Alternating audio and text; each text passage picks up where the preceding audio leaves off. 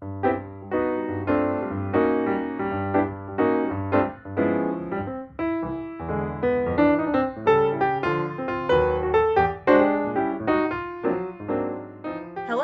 and happy Pi Day. My name is Erin Payton and I'm the Executive Director of the 19th Century Charitable Association, which is located in Oak Park, Illinois.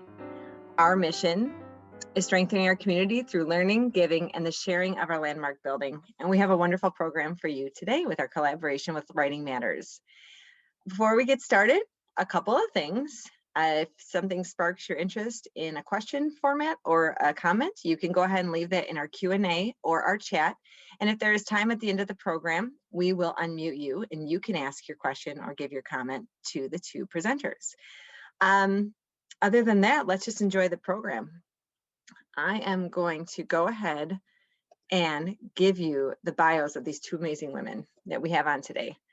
Elizabeth Berg is a New York Times bestselling author of more than 30 books, including Open House and Oprah Book Club Selection, Durable Goods, and Joy School, both selected as ALA Books of the Year. And most recently, the Arthur Trilogy, The Story of Arthur Trulove, Night of Miracles, and The Confession Club. She adapted The Pull of the Moon for the stage with sold-out performances in Chicago and Indianapolis, and 3 of her novels have been adapted for television movies.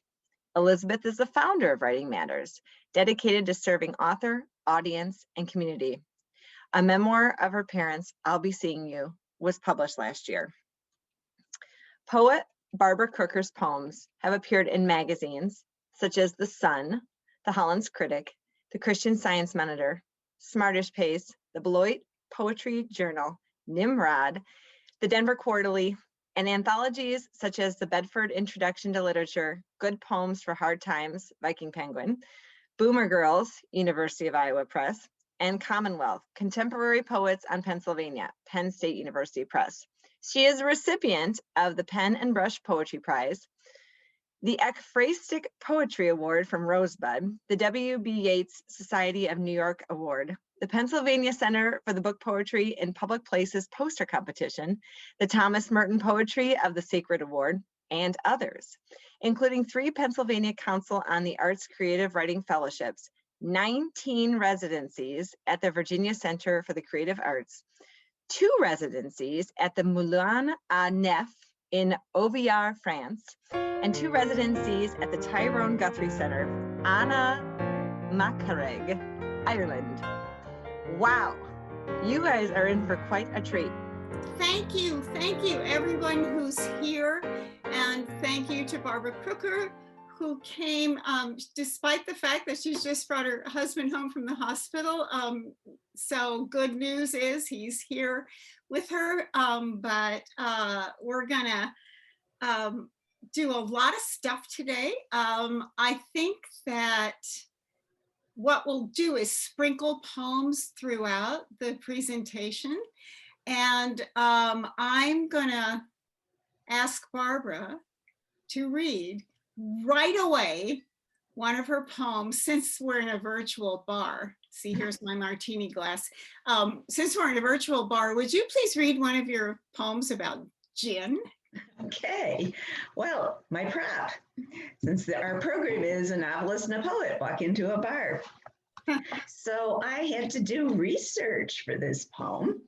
And when I was doing it, I came across this wonderful quote from H.L. Mencken: "The only American invention as perfect as a sonnet is a dry martini." So to me, that just said, now I have to write a sonnet about a dry martini. The cold shimmer of a glass of gin kissed with vermouth, or as Noel Coward said, waved in the general direction of Italy. E.B. White called it the elixir of quietude. Louis Buñuel, a reverie in a bar. Let the molecules lie sensuously calm on top of one another, stirred, not shaken, wrote Somerset Maugham. Let's not forget the olives, groups of 3, sinking beneath the horizon of the glassy sea. Thank you. Now I'm dying to have a martini, of course. Me too. I thought about having a real one, but I was afraid I'd run off the rails if I did that. I want to tell you something, Barbara. Last night, Bill Young, who's my partner, read your poem, All That Is Glorious Around Us, to me out loud. And in a rare occurrence, neither of us could speak. Honestly, it was just dead silence. And then I said, she's really good, huh? And Bill said, she really is. So I'm so honored to have you here, as I told you. And I don't remember when I first started reading you, but I just loved your work right away. And I think oftentimes people say they don't like poetry because they haven't found their poet yet. But you are the very definition of accessible poetry. You write about seemingly ordinary things, but make them beautiful and transcendent and make us think about them in ways we haven't before. You write about food, you write about nature, you write about human relationships, you write about things that you did when you were young, you write about sex, you write about fantasies like running into Elvis Presley at ShopRite when you're nearing menopause. That's a really good one. But one of the requests that came from someone who's watching this today was for you to read about a job. And this poem is called Patty's Charcoal Drive-In. Okay. Well, also before I read it, I mean, before we started talking via email, you've always been one of my favorite novelists. I'm a reader, and every time you have a new book out, I'm sure I'm first in line to get it. So it's, you know, this whole thing is completely thrilling to me because poets don't get a lot of outside attention. And it's just wonderful to make this kind of connection for me. And some of you may or may not know that Elizabeth used one of my, like a character in one of the Arthur books had a book of mine by her bedside table. Well, people have texted me in the middle of the night reading that passage. And I made a celebrity guest appearance at a book club, ladies book club, because that was the book they were reading. And here I was. It was great. I loved it. So Patty's Charcoal Drive-In is literally true, 75 cents an hour. And the irony is that back in those days, yes, that's not much money, but we made tips. But I paid for 2 years of college with that, which nobody can do today with a summer job. Patty's Charcoal Drive-In. First job. In tight black shorts and a white bowling shirt, red lipstick and bouncing ponytail, I present each overflowing tray as if it were a banquet. I'm 16 and college bound. This job's temporary as the summer sun, but right now it's the boundaries of my life. After the first few nights of mixed orders and missing cars, the work goes easily. I take out the silver trays and hook them to the windows. Inhale the mingled smells of seared meat patties, salty ketchup, rich, sweet malteds. The lure of grease drifts through the thick night air. And it's always summer at Patty's Charcoal Drive-In. Carloads of blonde and tan girls pull up next to red convertibles, boys in black t-shirts and slick hair. Everyone knows what they want. And I wait on them, hoping for tips, loose pieces of silver flung carelessly as the stars. Doo-wop music streams from the jukebox, and each night repeats itself, faithful as a steady date. Toward 10 p.m., traffic dwindles. We police the lot, pick up rappers. The dark pours down, sticky as coke, but the light from the kitchen gleams like a beacon.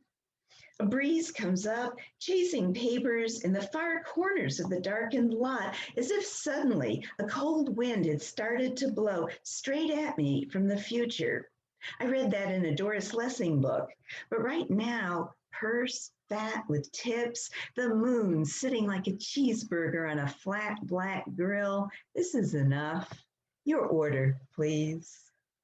I love that poem so much. It's so, like all your poems, it's so evocative. You can see every single thing, not only see it, but remember what that felt like. Thank you for doing that. I know that some others of you have requested poems as well, and I hope we'll be able to, I hope Barbara will be able to recite. A tiny gloss on that poem is that the missing cars and the mixed orders. So we had no training and nobody told us that you couldn't write on the slip of paper, cute boy in convertible, and then find it again later when the order came out. There are probably a lot of cute boys in convertibles. So a lot of people are big fans of you, including Garrison Keillor. And author Dick Allen said of you, to say it flat out, from her hiding place in rural Pennsylvania, Barbara Crooker has been writing, one by one, some of the finest poems in America. So true dad. And this is one of my favorite responses to your work. I started a poetry book club and we were doing your book. And this is a comment from a woman on Facebook. I just received my copy of More by Barbara Crooker. It is absolutely delicious. I'm not a big poetry fan, but I'm trying something new. 3 pages in and I am swooning. I am not kidding. So here you are. I hope this is probably somebody I'm not related to, right? Someone you've never met, I'm sure. You've published 700 poems. It's more like 1,100, 1,200. Holy moly. You're the author of 12 chapbooks, right? Yeah. And 9 full-length books of poetry, which, by the way, can they order them from you on your website, Barbara? Probably Amazon is better. Probably Amazon. So, okay. You know, I do have my newest book at home that I could autograph copies, but I can't leave my house now with my husband. So getting to the post office is okay, great. So if you're interested in getting any of the books, and I can vouch for the fact that they are all wonderful, every single one of them. So check them out on Amazon. You can read a description. But anyway, you've published all that. You've won so many prizes. You're so highly respected, greatly loved. But you wrote a poem called 25 Years of Rejection Slips. Could you talk about that? I sure could, because I was thinking that as you were saying all of what you were just saying, it took me that long to get a first book. I entered every contest there was. I probably do 12 or 13 a year. And just because people don't know this, there are fees associated with these contests. So it's not cheap to do this. And then you have to go to the post office, and it was physically mailing manuscripts then. Now we do it electronically. But fiercely competitive. Every first book contest had 800 entries. And I would be a finalist. I would be the runner-up. But you know the game of chutes and ladders? You get like 4 squares for the end, and you go all the way down, you have to start all over again. And the next year I might enter the same contest and be screened out by the graduate students. So it was a long, hard journey to get that first book. So, you know, if you had told me during those 25 years that I might have the number of books I have right now, I would never have believed you, because it really seemed to me like it was going to be a posthumous event. I'm very glad it was previous. How old were you when your first book was published, your first full-length book of poetry? Probably about 50. Yeah, that's when you're really coming up with the good stuff, if you ask me. Speaking of which, would you please read another poem? This might be one that someone requested, or it might be something else. Oh, okay. I mean, I'm not sure I could find 25 years of rejection slips. I don't always. That's okay. That's okay. I didn't warn you. I don't always remember what books my poems are in. And sometimes when I'm teaching and I'm looking for a poem by somebody else, let's say Sharon Olds, I can't remember what books my own poems are in. So I certainly can't remember what other people's are. And I just use Google, even though I own the books. It's so much Okay, easier. I'm gonna tell you a little story before you read the next Sure. one, which is I Sure. was at a party. Someone came up to me and said, "Are you the author?" Yes. And she said, "What's the name of your new book?" And I couldn't remember. I could not remember my own book that just came out.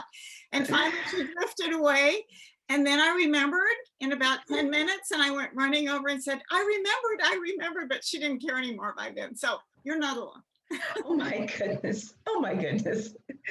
Well, let me read Ordinary Life. Oh, great. And just to give the listeners just this tiny background, because it's not really in the poem, but this poem is also the baby that's in this poem is my son who has autism. So, Ordinary Life. This was a day when nothing happened. The children went off to school, remembering their books, lunches, gloves.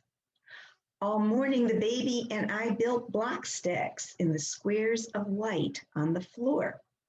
In lunch, blended into nap time, I cleaned out kitchen cupboards, one of those jobs that never gets done, then sat in a circle of sunlight and drank ginger tea, watched the birds at the feeder jostle over lunch's little scraps.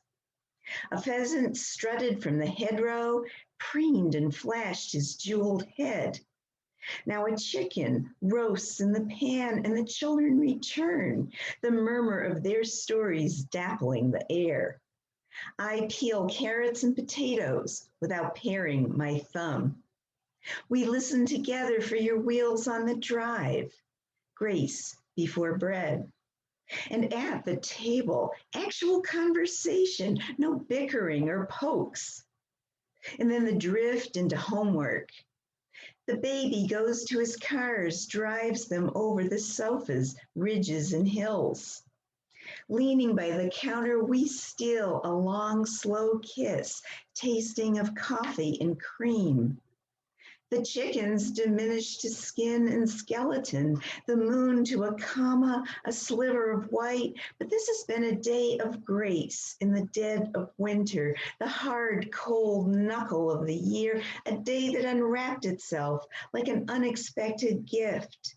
And the stars turn on, order themselves into the winter night. Thank you. That's one of my favorites. I just love that poem. Here's a prescriptive. We've been through tough times lately, but this is a prescriptive for any time. Get one of Barbara's books and every morning pour yourself a cup of coffee or tea or gin or whatever it is you drink in the morning, sit down in a chair and read one of those poems. You can see from hearing this, it's so life affirming. It's so beautiful. Gosh, honestly, you and your fellow poets have saved me during this run. Well, so have novelists. If I had nothing to read, yeah, that's true. I'm not that interested in TV. I want to read at night. Yes. And my public library closed not because of the pandemic, but because of construction, and that they thought they could be open during and they couldn't. So thank God there's Kindle. Yeah. Where we can get books in an instant. Yes, it's been such a rich escape for me and for so many others. But there's something about. I'd rather have a book. I'd rather have a book. Yeah, but yeah. No, I wasn't going to say that. I was going to say there's something about reading a poem first thing in the morning. It's as though it kind of sets the dial. I wanted to talk to you about what kind of a person becomes a poet, which is to ask you kind of what were you like as a kid? And did you always like poetry, even as a little kid? I did, but I would say equally divided between poetry and fiction. When I started writing, I tried to write some fiction and quickly learned that was pretty hard. And I think you have to have an ear for dialogue and the rhythms of fiction, which I found I didn't have. So poetry drew me because I could do it partly. But I was the kind of kid whose mom sent her outside to get fresh air and sunshine. And so I stuck a book in my shorts and climbed a tree so I could read. Do you think that you had a predisposition toward noticing things and feeling things that now inform the work that you do? Were you a sensitive kid and a sort of dreamy and thoughtful kind? That and bookish. I mean, that's where you notice things. I think books taught us how to notice things.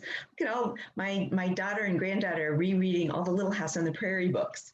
And look at all those rich details in those books about what it was like to live on the prairie in a very primitive fashion and stuff. That's where we got our instruction, I think.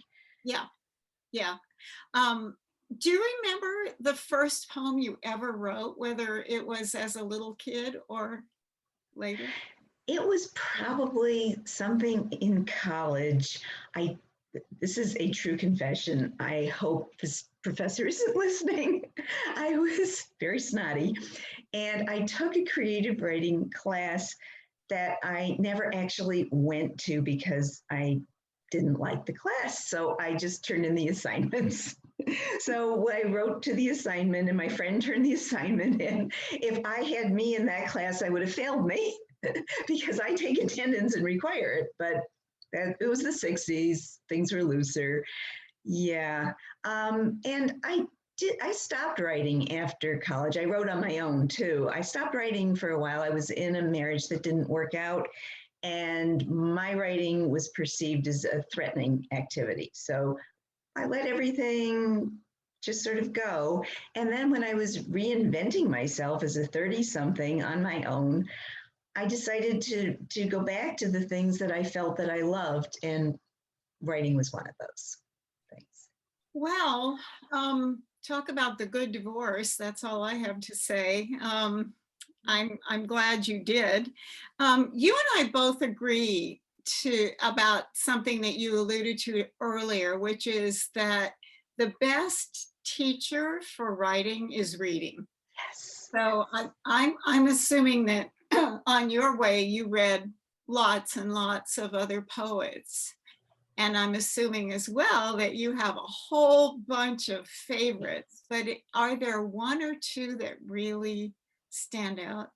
Oh my, that just feels like stepping on toes. I probably have 100. I did not get an MFA, which most contemporary poets have, because I was raising a family, and then I have a severely disabled child as my youngest. And so even doing one of those low residency programs really was never an option for me. But I like to say that I went to the MFA program of the 3,200 books because I counted all my books when a university library was interested in acquiring them. So really, 3,200? Yeah, but now I don't, because I actually have a poetry collection at DeSales University where I give away my books every year. And the Douglas College Library at Rutgers University is going to take all of the books, all of the journals that I've been in, and the books of mine. The DeSales Library is books of other people that I've read. But I mean, I'll give you Sharon Olds right off the top of my head, Joy Harjo, Ted Kooser. Oh, there's so many poets I love. There are just so many who I've read today. Naomi Shihab Nye. I'm putting you on the spot. I know it's so. But it's a rich and wonderful time to be a writer, because there's so many good writers right now. You know, you appear with some frequency on the Writer's Almanac. This is an email that you can get daily for free. Garrison Keillor's started it, and each day you get a poem. And I've found a lot of great poets there. Yes. And I'm always happy when you show up there. Oh. I think that's really an honor to be there. He So- just requested to record 2 more. He's been doing reprints, re-recording since he's been in quarantine, but he's just starting to do new ones. So the permissions person asked for 2. I mean, I don't know him at all. And then he wrote me a limerick. He wrote me a limerick about me. Did you frame it? I should have. Where everything rhymes with Crooker. I love it. I love it. That's adorable. I love that he did that. So why don't we have another poem? Okay. I will just go to some of the ones that you mentioned ahead of time that are tagged. And when we run out of those, I'll do some random stuff. This one you'd asked for is Real, which is from my book of Kells. I have an Irish book and I have a French book, and then I have lots of others in between. Real. Maybe night is about to come calling, but right now the sun is still high in the sky. It's 1/2 October. The woods are on fire. Blue skies stretch all the way to heaven. Of course, we know winter is coming. It's thin, winding sheets and its hard, narrow bed. But right now, the season's fermented to fullness. So slip into something light, like your skeleton. While these old bones are still working, my darling, let's dance. Oh, love that. Love that. Can you speak to the different kinds of satisfaction you experience between writing a poem that's absolutely flat out joyful and one that really does not back away from sadness, even anguish? I think each is, well, that's my question, is are they both satisfying, and how do they differ in their satisfaction? Yeah, I think you're right. I think that's a very interesting question. I'm a believer in letting the poem lead the way. So I'm never setting out to write a joyful poem or a sad poem or anything in between. I'm working with words and I'm waiting until something out of some really terrible prose, because that's how my poems begin, with really awful prose, until something that seems like poetry is starting to emerge. And then I try to follow that thread wherever it leads. Robert Frost said, if there's no surprise in the writer, there's no surprise in the reader. Yeah. And he also said, if the writer isn't touched, he said it better, and I can't remember that quote exactly, but then the reader isn't touched either. So both of those things are equally true. I have this book, I think, over at the table, and I can get it if you want.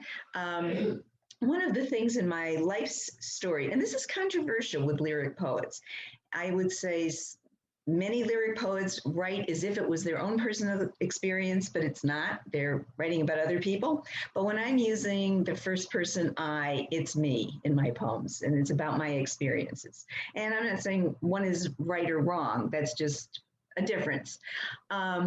But when I was in my 30s, in the first marriage, I had a child that died. And I go back and revisit this from time to time. And one of my books is called Small Rain, which is largely lyric poems about nature. But in the editing process, the main editor, thank you, the main editor said, these are, there's too much happiness here. Don't you have any darker poems? And so I gave him probably the darkest poem I have, called February 2nd, which is the day that this baby was born and died in a single day. And I can read it if you want me to go find it, or we can do something else. You're the boss. I don't want you to have to leave where you are. I will, though. I want to hold this up again. This is a gorgeous book, as it just is as gorgeous as the cover.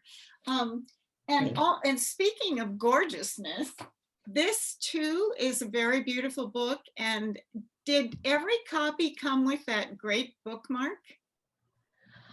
I made the book. Bookmark. Look at this. Yes. Okay. So famous New York Times bestselling novelists probably get stuff from your publishers. poets get nothing. So all of things like that I make. So I made that on Vistaprint. Oh, did you? I did. And that was a gift to you. Thank you. Oh, thank you. Okay, so if you order the Book of Kells, you don't get that. No, you don't get that. Okay. And I don't. Well, get it anyway, because it's really, really good.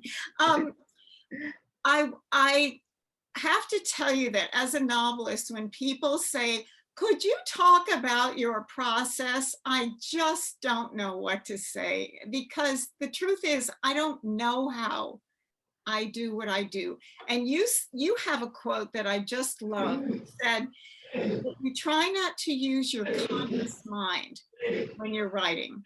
And you describe yourself as a Zen Lutheran. Could you talk about that? Sure. There's sort of two different things, but I think the more you can write out of your monkey busy, thinking about all the daily things type mind, and the more you can tap into something deeper, a deeper well, I think that's where the real writing comes from.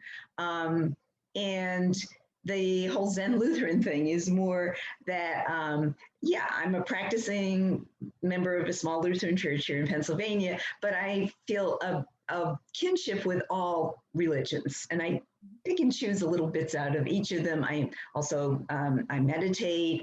I'm very drawn to Buddhism, but I wouldn't call myself that. So, you know, I like a broad worldview. We're in a peculiar place in history where if you identify yourself as a Christian writer, and actually, Elizabeth, you and I met at the Festival of Faith and Writing at Calvin College a jillion years ago. Do you remember that in Grand Rapids, Michigan? Yeah, Elizabeth Strout was there. Yes, exactly. And the poets, we were all in the minor slots when the novelists had the big slots, which is fine. But it is just that if you are identified as a Christian writer, some people think that you might also embrace right-wing politics, which nothing would be further from where I'm standing here in rural Pennsylvania right now. Very grateful that that relief is going to be coming to some of the people who really need it from the pandemic. Mm-hmm. Yeah, so I think I answered your question. Yes, but I really relate to that idea of, I guess, a free fall into trust, that the story or the poem will come if you get out of your own way, and that there's so much, I don't know, for lack of a better word, wisdom inside us that we don't always access because we are in the way of it. And that if you can free yourself to get to that deep place and surprise yourself, that's another word you use that I think is really important. And one of the things I love about your poetry is that element of surprise too. For me, one of the marks of a really good poem, excuse me, is you come to the end and do a little gasp. And that happens all the time when I read you. And the benefits that come from reading poetry are so many and so rich. And every time I hear a poet say accurately, you know, the poets don't get the attention, the poets get the minor slots, the poets don't get the money, all that stuff, it drives me crazy. So I have a little mission, you know, with the Poetry Book Club. I think that people, again, who say they don't like poetry haven't found their poet, and they can find their poet, and their reading life, not to say their whole life, can be enriched so much by reading poetry. So I hope anyone who's watching this and you are not a big fan of poetry, first of all, thank you for coming to a poetry event, but check it out, try it out. And I think the more you read of poetry, the better you'll like it. And a very good place to start is with Barbara Crooker. Elizabeth, could I interject a tiny thing, which might be a great way to start would be with an anthology, which would be a collection of lots of different poets, like Healing the Divide that James Cruz Yes. edited, which I think you might have used. Yes, we did. I think that was the first book we used. Yes, it's called Healing the Divide, and it's a great book to and read you have people. for reaffirmation of the goodness of life and so on. And it introduces you to a whole spectrum of poets. Yeah, that's a really good point. Thank you. He just did another anthology too. You're probably in that one too. I am, but it isn't officially out yet, so we don't have our copies yet. Yeah, what's the name of it? It's about gratitude. Yeah, poems of, well, look for James Cruz's new book. That's another good anthology you could start with. So I belong to a writers group that has a wonderful poet in it. And I don't know anything about writing poetry, and I don't know the terms for some of the poems that are done. Ekphrastic, for example, which is the poetry that's informed by the poet's response to a work of art, a painting or sculpture or so on. But there's, most of us know haiku, but there's villanelle, there's sestina, there's triolet, there's rondelet, all of which have strict rules for form. And then didn't you write a poem about a pear that is in fact in a pear shape? That's called concrete. That seems so hard, all the rules for writing those poems. And I wondered if you could speak to what draws you to doing that as opposed to free verse, let's say. Okay, that is a fabulous question. Rina Espayet, who's a wonderful poet and someone I know slightly, described writing, the art of writing a sonnet, which there are two kinds of sonnets, and has strict rules, as being able to dance within a box. So you've got the box of the form, but you can dance wildly within the box. And again, I always try to let the poem lead the way, and sometimes I'm working on something and it occurs to me that this might be fun to try to turn this into a sonnet. Or sometimes I read a poem by somebody else in a form and think, okay, you know, this would be really challenging, but I'd like to try that. Now, when I've had those international residencies, you are supposed to create a sort of a project for yourself before you go. So before the one in Ireland, I decided I wanted to try this form called, why am I not thinking of the name of the form? A glosa, sorry. It's an obscure Spanish form where you take a quatrain from another writer, and that quatrain, it's 4 lines, it's under the title of the poem, then each of those lines becomes the end of a 10-line stanza, in which line 6, line 9, and line 10 have to rhyme. So it was extraordinarily challenging. And to make it even better, I decided, the first one I wrote more of as an exercise about Skellig Michael, the rocky place where the monks copied all of those books and which appeared in the last Star Wars, is where Luke Skywalker, older Luke Skywalker, was hanging out. But I decided to use Irish writers. So I have Seamus Heaney, who's someone I love. And it was a very interesting thing to be trying to, because you're hearing the voice of the line that you're writing to when you're writing in this kind of form. I can read one if you'd like. I think that would be great. And then when you've read it, I have a question. Okay. Well, because this is very timely, I don't know how many of our listeners know that, at least in the Northeast, St. Patrick's Day is when you plant your peas. And I have actually gone out with a snow shovel to be able to do this. So my quatrain is from Seamus Heaney's wonderful poem, Digging. Between my finger and my thumb, the squat pen rests as snug as a gun. Under my window, a clear rasping sound when the spade sinks into gravelly ground. Planting. St. Patrick's Day and cold, but time where I live to plant peas.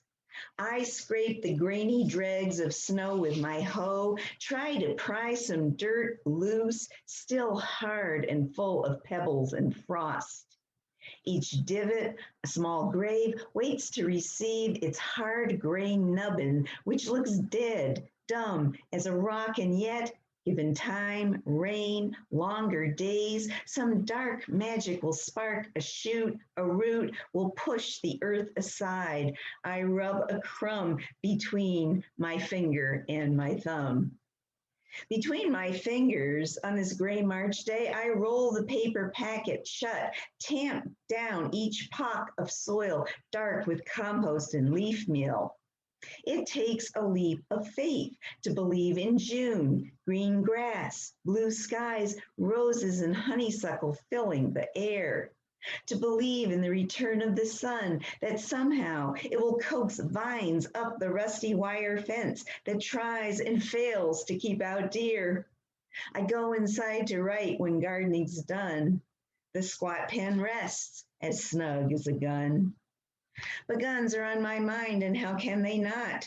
Each day another shooting on the news. My grandchildren practice drills, shelter in place, have to pretend there's a shooter in their school. Is this not trauma too? More people shot by toddlers than by terrorists, and yet Americans persist in clinging to their guns. Come around to the airport, see the young men with AK-45s. Do you feel safer? I sure don't. Outside my window, a cold wind harrows the daffodils. They scatter on the ground. Under my window, a clean, rasping sound. My skin feels rasped while listening to the news. Another plane hijacked, another politician frothing at the mouth. But nothing changes, except the weather, with storms coming in from the west, early spring in Pennsylvania. Amidst the horror, the steady rain of bad news, the worry over climate change, coastlines drowned as ice caps melt, oceans rise, the only thing I know how to do is tend my garden, turn over the dirt in even rows, drill in the seed, pat it down, let the spade sink into the gravelly ground.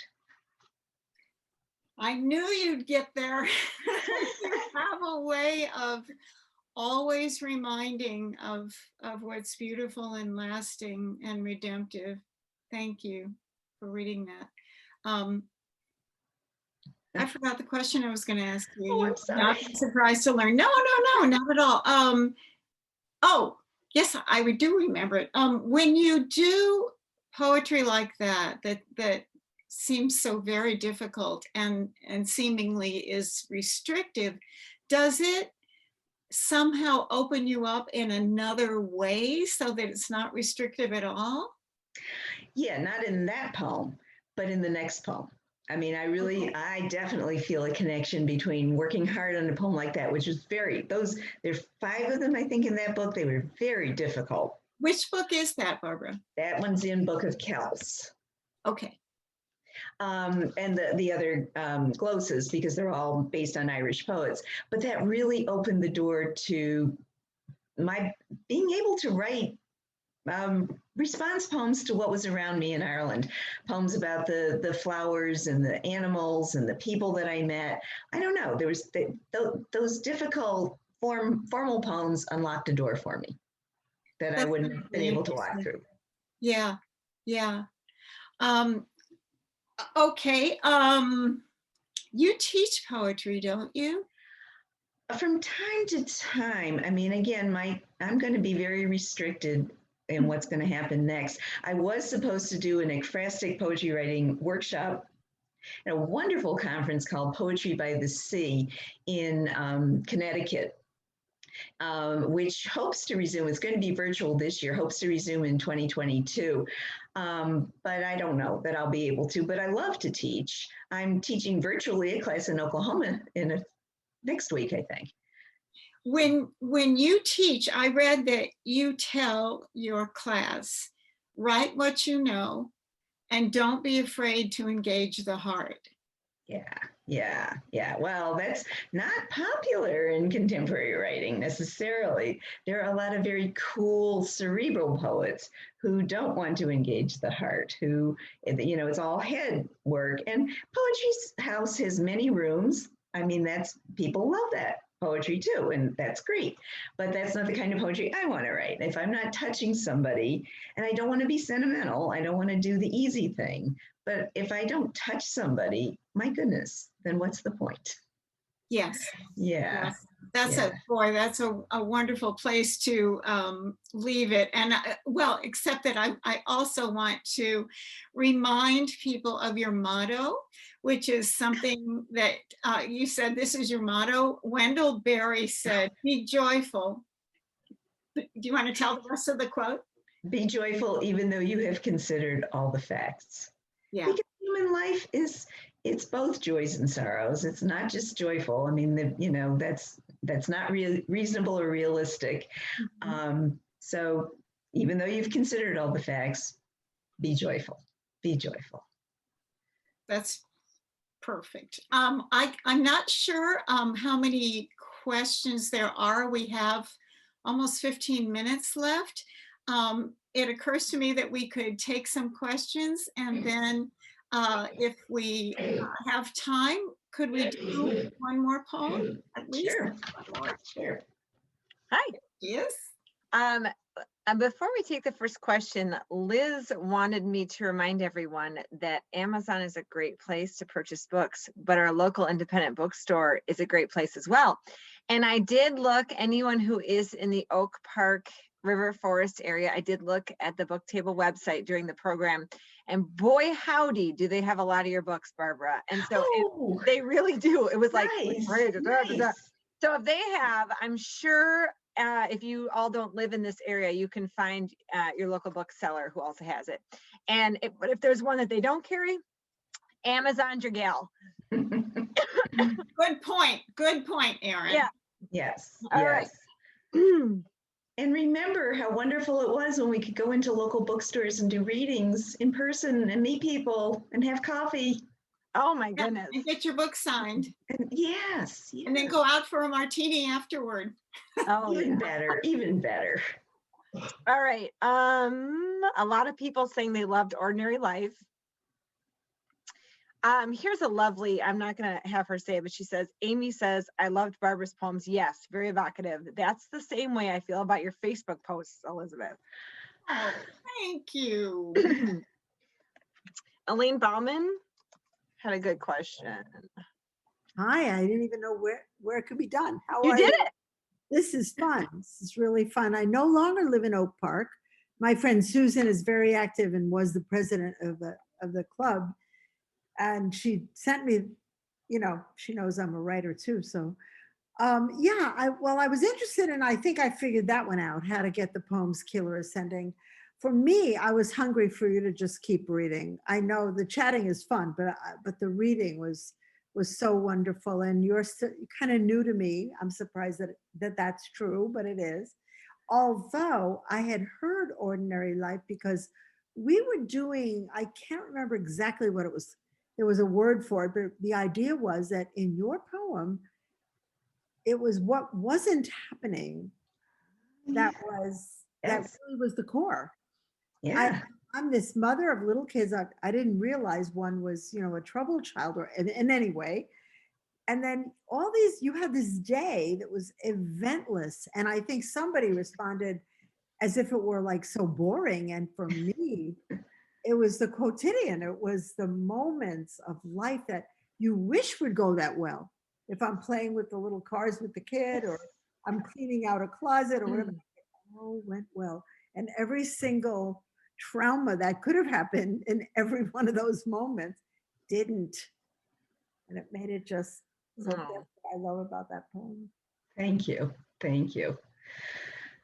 So she said she found out where to find this Garrison Keillor thing, but for everyone else who has not found out, can one of you give a hint of where that list? The Writer's Almanac. Is it so? Is it online or is it a physical book? Online. Just Google the Writer's Almanac. There will be a place where you can subscribe, and then you will get that daily. Sure. Fantastic. Okay. Right. Or you could go to my website if you're interested. You can do a sort on the left-hand side of my page for poems by journals. So then you have to scroll through a lot of pages until you hit the Writer's Almanac, but you'd have everything that Garrison Keillor's read Oh, great. would come up. And your website is? BarbaraCrooker.com. BarbaraCrooker.com. Easy. Yeah. All right. Arlene Malinowski's got a great question. Arlene, you want to unmute yourself? Hi. I'm right here. Hi. Hello, my friend. Hi, Arlene. How are you? I'm great. It's good to hear from you. Hi, Miss Crooker. How are you? Hi. Yeah. I'm So happy here's a question that I have, and that is, you mentioned that you and Elizabeth met at a faith-based conference. And so, and also I know that you've been called in some circles a spiritual poet. Yes. And so I was wondering how, if the religious background you were brought up in, the religious training that you had as a kid, how does that influence your work now? Oh, in thousands of ways. I mean, because I read widely in this area, there's a lot of really exciting writers writing right now who will be considered spiritual.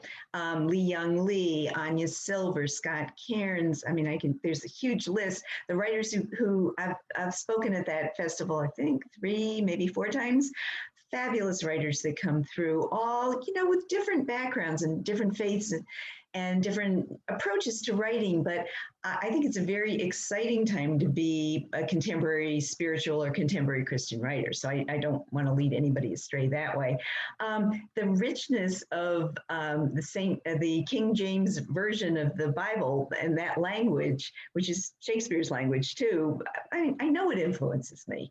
And I know hearing things read aloud like that influence me, and the Psalms influence me, and music influences me. I mean, basically, if you're a writer, you want to be open to all influences. 360 degrees.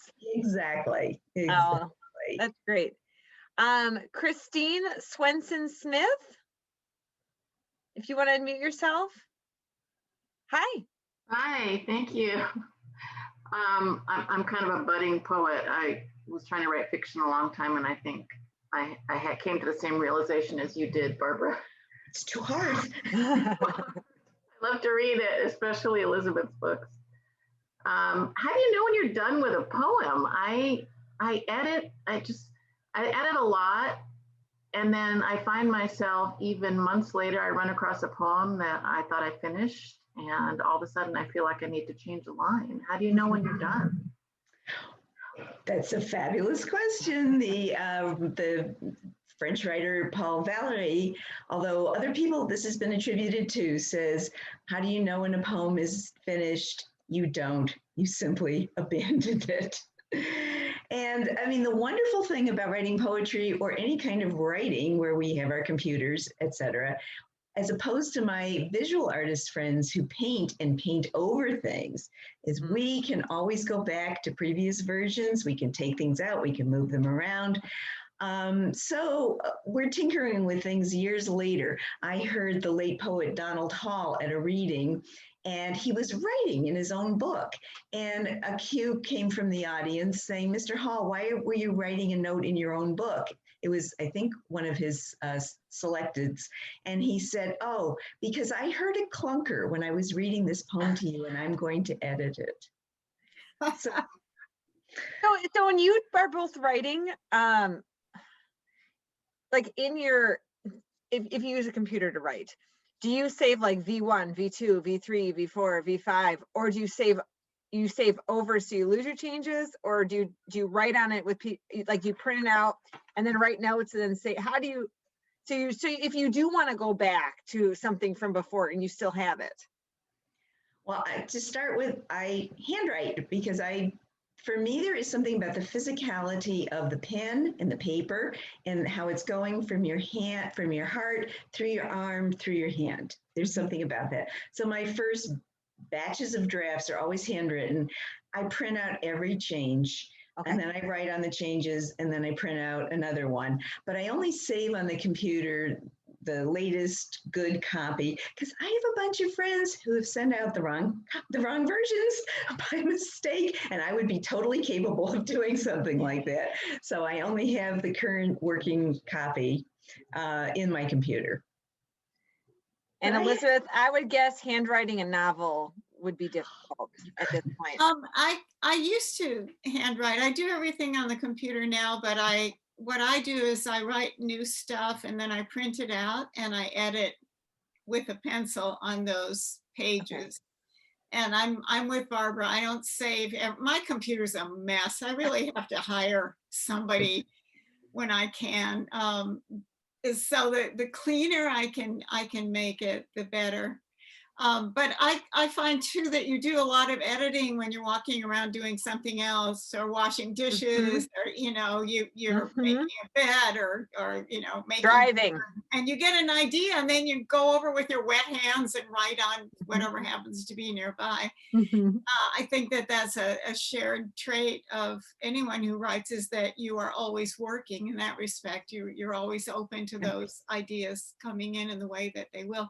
I want to respond to something that Elaine said about how she wished she could have just heard those poems, and so do I, Elaine. I love going to poetry readings, and I'm so glad you asked that question, because I feel the same way. I wish I could have said, here's Barbara Crooker, disappeared, and listened to her read poem after poem. And maybe that's something we can talk about in the future, is just having a poetry reading. It's sometimes on Zoom, it's hard to do that, because to hear reading continuously can get a little funky. So we add in the conversation, but I would love to think about that. That would be great. Sure. Are you amenable to that, Barbara? Sure. Oh, yeah, sure. Well, speaking of that, can we do one more poem, Erin? Absolutely. Absolutely. We've got, it's 3-3. So I think that would be nice. We'll finish out with a poem and then we can wrap it up. Okay. Well, Elizabeth, you had asked about recipe, so that seems to wrap this up, I think. Lately, I've been feeling like I have no idea how to write a poem, that it's something I've never done before and don't know how to begin. So I turned to the Betty Crocker cookbook. The more ingredients you add, the less sure you'll be about the eventual outcome. It could be a botch. It could be unforgettable. What I'd like for you, dear reader, is that you could slurp this poem with a spoon, noting the elusive use of spices, how there's always something you can't quite identify, how it's always more than the sum of its parts, that heat and time are part of the equation. Michelangelo said, I am still learning, and now I'm back in kindergarten, pinching pots out of clay. If you think everything is under control, you're not driving fast enough, said Mario Andretti. And there I am, driver's training, hands at 10 and 2, terrified of merging onto the 4-lane. I'm here to stop your heart, says Rothko. And that's what I'm aiming for, even though most days nothing I write would stop a toddler on a trike, let alone traffic. Rumi thought, the wound is the place where light enters you. Well, I want to be the knife that cuts you open. So is there anything in this recipe you think you can replicate? No? Well, then go shopping in the grocery aisle of your own experience. Drive your own fast car. Maybe someday you'll write something urgent and necessary as the yellow light of butter sinking fast on rye toast. An inexplicable miracle. Amen. Thank you so much. Oh, Barbara, we need another 3 hours. Thank you so much for coming. Thank you for warming my heart and reviving my spirit every time I read your work. I cannot recommend Barbara Crooker's poetry strongly enough. I really can't. It's Thank beautiful. you. Thank you. If you enjoyed this program, you know what's coming now. What's coming now is that the reason I get to invite people like Barbara Crooker to come to these events is because of the generosity of the 19th Century Club. They do all the hard stuff. I literally could not do this without them, nor could Bill, who, by the way, he's my partner in the next Writing Matters event on the 11th of April will be Chang-Rae Lee. So he'll be coming. All this stuff happens because they provide us with the technical ability. They keep the lights on, they keep the building going.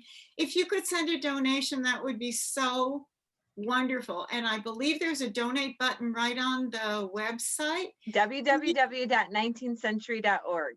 Most people give $1,000, but no, you don't have to. No, I'm kidding. Any amount really does help. I mean, $5 helps a lot. If everybody watching this gave $5, that would be a really great contribution. But anything in your heart that you would like to donate would be so very much appreciated. And I just want to thank you, Barbara, and I hope that you have inspired everybody so that we can look at doing more of your poems. This was not enough. If you want to read more of Barbara Crooker, you know what to do. Thank you. Thank you. Thank you, Barbara. Thank you, Elizabeth. This has been another wonderful Sunday afternoon. And again, like Elizabeth said, if you want to see what else we're up to, both with Writing Matters and our collaboration with them, or just our own Monday programs, go to our website, www.19thcentury.org. Thank you all. Have a wonderful day. And again, happy Pi Day. Everybody have a great day. Bye-bye. Thank you.